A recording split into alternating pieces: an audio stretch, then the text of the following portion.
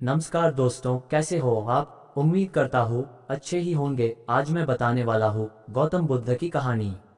एक बार की बात है, एक जवान बौद्ध भिक्षु अपने मन में उठने वाले नकारात्मक विचारों से बहुत परेशान था।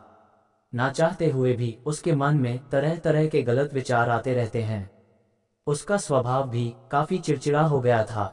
वह बात बात पर गुस्सा हो जाता, दूसरों के प्रति जलन और नफरत की भावना रखता, लोगों की बुराई करता है और अपने मन में तरह तरह की नकारात्मक कल्पना ही करता। वह अपनी इन सब बुरी आदतों से बहुत परेशान हो चुका था। उसने बहुत से तरीके आजमाए, बहुत प्रयास किया अपने अंदर के इन बुरे विचारों को खत्म करने का, लेकिन कोई भी तरीका काम नहीं कर रहा था। अंततः एक दिन परेशान होकर उसने अपने गुरु के पास जाने का निर्णय किया। गुरु एक बहुत ही बुद्धिमान और आत्मज्ञानी व्यक्ति थे। जवान भिक्षु ने गुरु से पूछा, गुरुदेव, मैं अपने मन से इन नकारात्मक विचारों को कैसे खत्म कर सकता हूँ। गुरु ने उत्तर देते हुए कहा, नकारात्मक विचार बादलों की तरह होते हैं जो कि साफ आसमान को धुंधला बना देते हैं।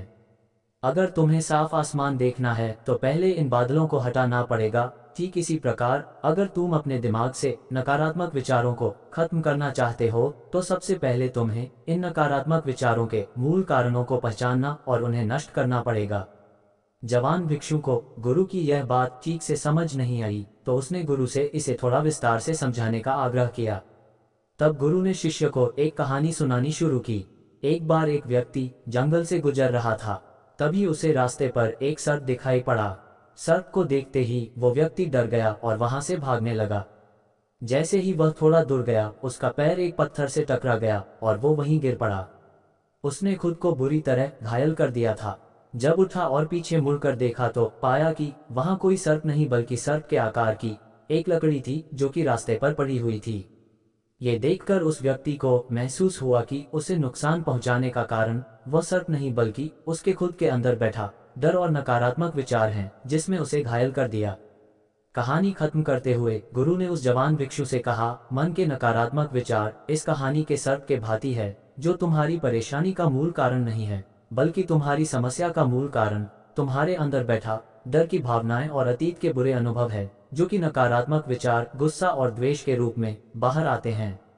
इसीलिए अगर तुम्हें अपने मन से नकारात्मक विचारों को खत्म करना है तो इसके मूल कारण को पहचान कर उसे नष्ट करना होगा। अब हम इस कहानी को अपने जीवन में कैसे लागू कर सकते हैं, इसके लिए कुछ प्रैक्टिकल टिप्स है। पहला, माइंडफुलनेस यानी जागरूकता का अभ्यास करो। अपने विचारों और भावनाओं के प्रति जागरूक रहो। देखो कि आपके भीतर क्या चल रहा है। आप अपने आसपास की घटनाओं पर क्या प्रतिक्रिया देते हैं। साथ ही मन में उठने वाले हर नकारात्मक विचार के कारण का पता लगाने का प्रयास करो। दूसरा, अपने अतीत की बुरी आदत, बुरी घटनाओं और बुरे अनुभव को स्वीकार करो और खुद को और दूसरों को माफ कर दो। तीसरा, आभारी रहो। अपने जीवन के सकारात्मक पक्ष पर अपना ध्यान केंद्रित करो।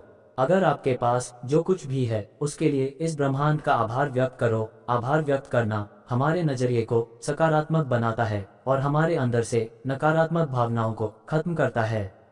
चौथा, दयालु बनो, खुद के प्रति भी और दूसरों के प्रति भी, क्योंकि नकारात्मक विचार अक्सर अंदर ही अंदर खुद की बुराई और तुलना करने से पैदा होती हैं।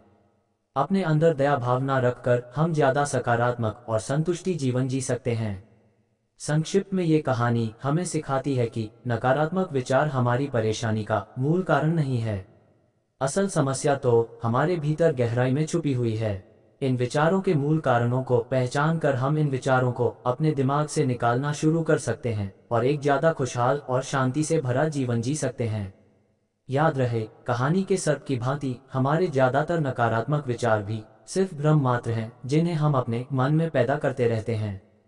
तो दोस्तों, उम्मीद करता हूँ कि आज के इस कहानी से आपको कुछ नया सीखने को मिला होगा। वीडियो पसंद आए तो वीडियो को लाइक और चैनल को सब्सक्राइब जरूर करें। धन्यवाद। नमो बुद्धाय।